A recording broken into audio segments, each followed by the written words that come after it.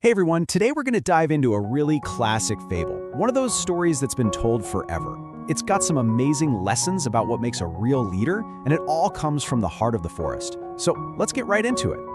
So before we even start, let me ask you something. What happens when we pick a leader just because they're, well, flashy? They've got talent, they've got charisma, but maybe not much else. Just keep that question in the back of your mind as we head into our story.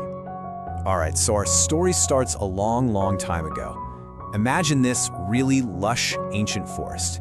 It's the kind of place where all the animals, big and small, live together. That's where we are. And into this quiet little world comes a monkey. But not just any monkey.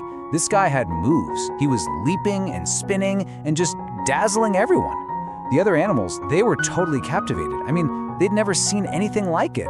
So naturally, the whole forest just erupts. They're cheering, they're yelling, they're completely swept up in the moment. And this idea starts spreading.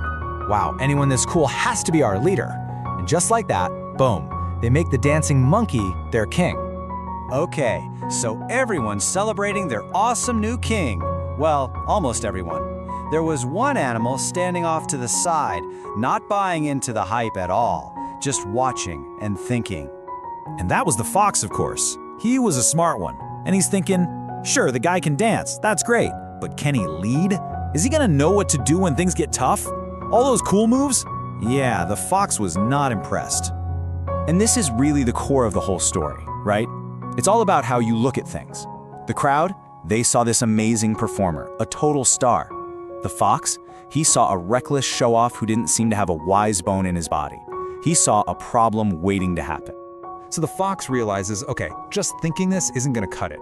He had to prove to everyone that there's a huge difference between being entertaining and being a real leader. So he comes up with a little plan, a test, you could say. And it was a pretty clever plan. See, the fox knew where a hunter had set a trap, and right in the middle was some really tempting bait. His idea was simple. He'd take the new king right to it, and then just see what happens. Would the king be smart about it, or would he be impulsive? The trap was set. So the fox brings the monkey over and says something like, hey, look at that! The monkey king sees the bait and his eyes just light up. All thoughts of being a king, of being careful, totally gone. All he saw was a tasty snack, and without even thinking, he just went for it. And right there, in that one impulsive move, it was all over for the Monkey King. That was it. You can just hear it, right? Snap. The trap closes shut. And just like that, the king is caught. He's stuck. Can't move. And you can bet he felt pretty foolish. All that amazing dancing couldn't help him now.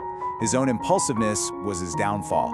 Then the fox walks up to the trapped king, looks him in the eye, and says the line that hits home. If you can't even look after yourself, how are you supposed to look after any of us?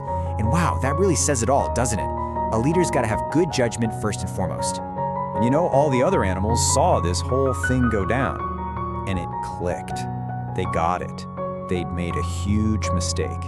So this isn't just a story about a silly monkey, right? There are some big lessons here.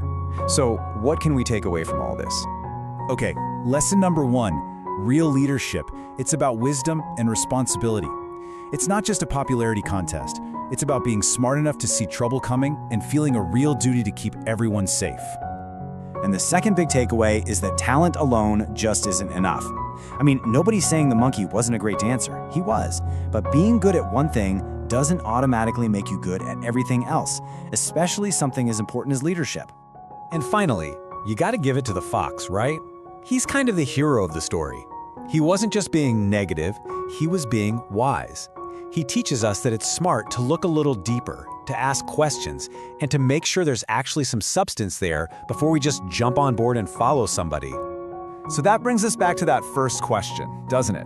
This story is super old, but it feels like it could be about today. It leaves us with something really important to think about. When is all that charm and flashiness just hiding the fact that there's nothing solid underneath? It's a question worth asking. Thanks so much for joining me for this one.